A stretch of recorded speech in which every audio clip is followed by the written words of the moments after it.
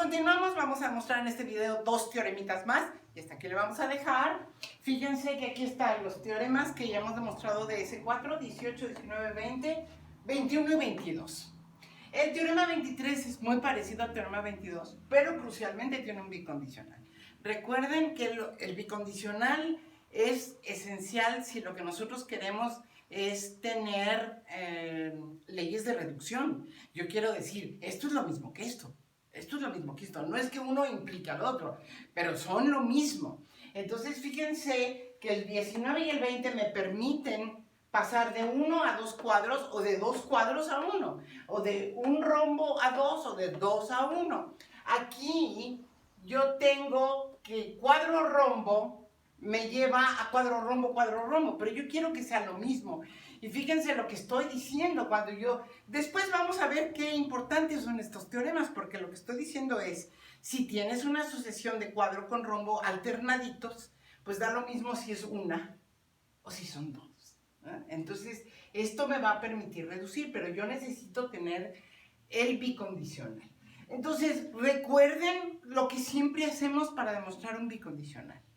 Utilizando esa tautología que me dice que un bicondicional es que si tengo la implicación de un lado para el otro y luego de regreso, entonces tengo el bicondicional. Entonces, lo que yo necesito es demostrar que de uno me sigo al otro y del otro me sigo al uno. Bueno, pues vamos. El teorema, el primer paso es muy fácil. Voy a poner el teorema 22 y voy de izquierda a derecha. Entonces yo voy a poner 1. Cuadro rombo alfa implica cuadro rombo alfa. Eso no es más que el teorema 22. Aquí no hay nada que hacer.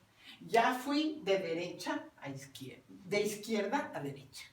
Ahora quiero ir de derecha a izquierda. Y fíjense lo que yo voy a hacer. Es como que voy a utilizar el teorema 21. El teorema 21 empieza con rombo, cuadro, rombo, me lleva a rombo. Lo voy a escribir tal cual. Rombo, cuadro, rombo, rombo alfa implica rombo alfa. Eso es teorema 21. Hasta aquí no he hecho más que escribir los dos teoremas que ya demostré. Ahora fíjense lo que voy a hacer. Yo quiero más, yo quiero tener cuadro. ¿Cómo le hago para tener cuadro? Regla derivada 1. Si tienes una implicación, le puedes poner cuadro a los dos. Cuadro, rombo, cuadro, rombo alfa, implica cuadro, rombo alfa. ¿Están de acuerdo que es esta implicación que tengo? Le puse un cuadro a la izquierda y un cuadro a la izquierda a las dos. ¿Por qué lo puedo hacer? Por la regla derivada 1. Al renglón 2, aplícale la regla derivada 1. Ahora fíjense en 1 y 3. 1 va de izquierda a derecha, 3 va de derecha a izquierda. Usando los dos juntos, tengo el bicondicional. Cuadro, rombo alfa, bicondicional. Cuadro, rombo, cuadro, rombo alfa. Esto es de 1 y 3 por la lógica proposicional, que es la tautología, ya no me acuerdo cuál, pero es la tautología, aquí la voy a poner, que les había puesto. Si tengo P implica Q, entonces tener Q implica P, implica que tengo el bicondicional. Ahí búsquenlo en la lista que les di, seguramente se las di, y si no, demuestren que es tautología por el teorema de completez. Eso quiere decir que se demuestra, entonces lo tengo como parte de estos axiomas, que son todas las tautologías, o que son los teoremas del cálculo proposicional. Entonces ya llegamos al teorema 23, que me dice cuadro rombo alfa es lo mismo que cuadro rombo alfa. Ahora vamos a hacer lo mismo, pero no empezando con cuadro, sino empezando con rombo. Voy a borrar esto, voy a escribirlo aquí el teorema 23. Déjenme quitar esto, porque ya vamos a demostrar una última, que es, perdón, además lo borré por borrarlo. Aquí voy a poner, ¿dónde me quedó el azul aquí? Teorema 23, igual de S4, déjenme anotarlo aquí. Es esto mismo, cuadro rombo alfa, nada más que con un bicondicional, cuadro rombo, cuadro rombo alfa. Vamos con el último teorema que vamos a demostrar. Y es el mismo bicondicional, pero con rombos. Es un teorema de S4, rombo cuadro alfa, sí y solo sí, rombo cuadro alfa. Fíjense la diferencia. Aquí me dice, si tienes un cuadro y un rombo después, lo puedes duplicar. Aquí lo que estoy diciendo es, si tienes primero un rombo y después un cuadro, lo puedes duplicar, ¿no? Ahora fíjense, ¿qué es lo que vamos a hacer?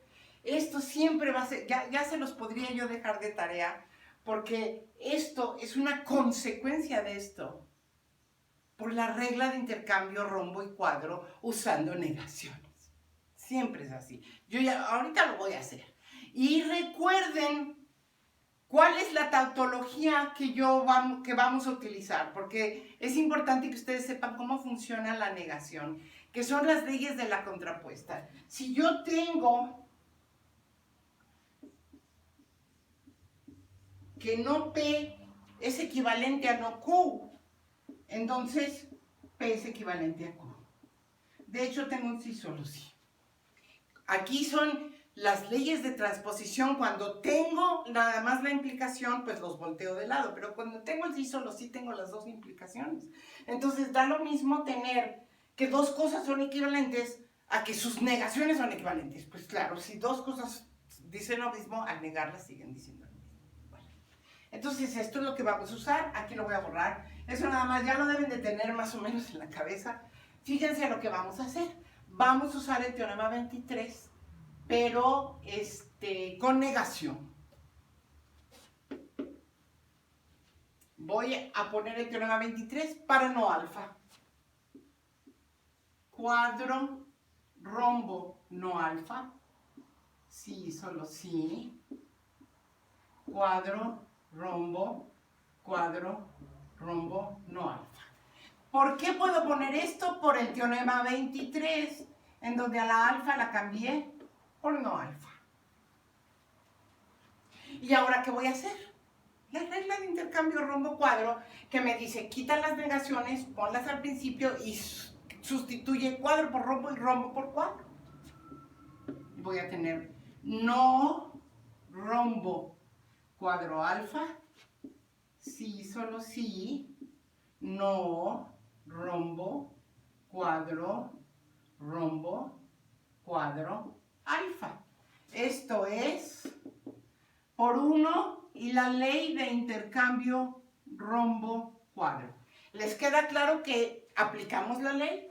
A la negación que estaba se le quita, el rombo se cambia por cuadro, el cuadro por rombo, rombo por cuadro, se intercambian, y donde no había negación se pone. Y entonces tengo que estas dos cosas son equivalentes, pero vienen con una negación. Les puedo quitar la negación por la tautología que les puse aquí. Si dos cosas al negarse son equivalentes, pues sin negar también.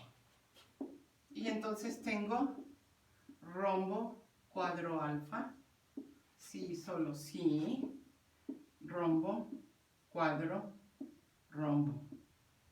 alfa, de 2 por el axioma CP, ¿no? No sé qué tautología sea, ¿no? Tautología, ya no la vuelvo a escribir.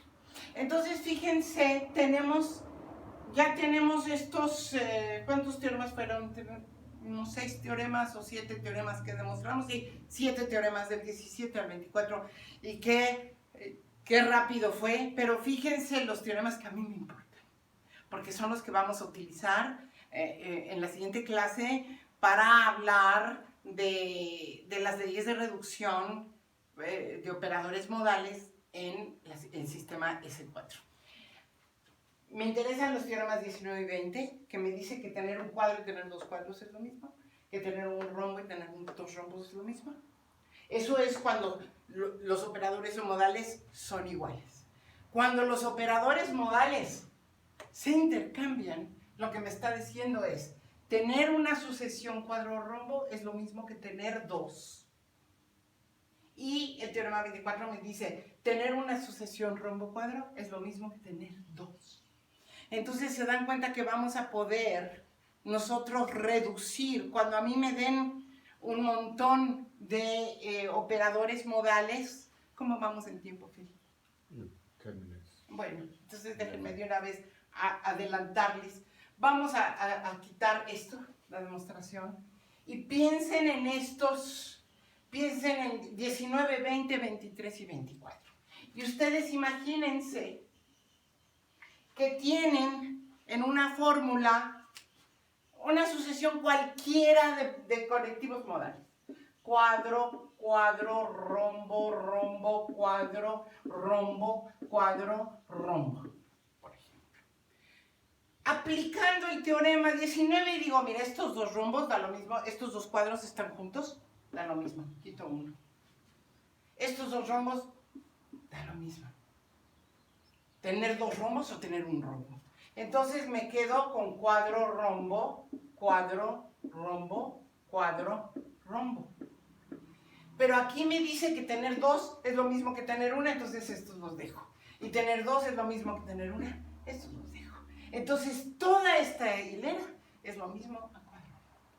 Eso es lo que nosotros vamos a demostrar sistemáticamente por inducción matemática.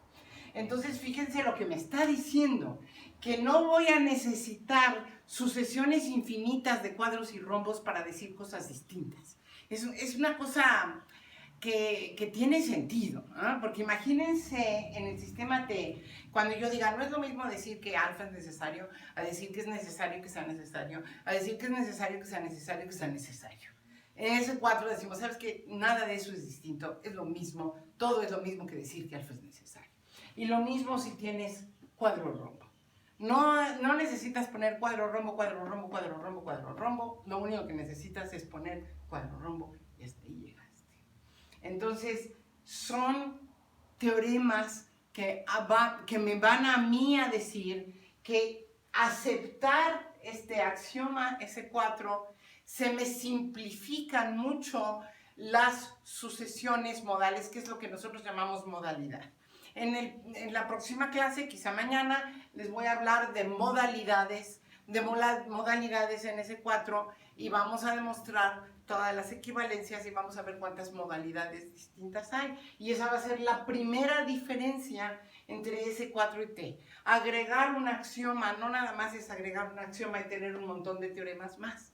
Es darse cuenta que esto me lleva a que las modalidades en esta teoría S4 son radicalmente menos que las modalidades en la teoría T. Entonces, hasta aquí le dejamos. Continuamos la próxima vez.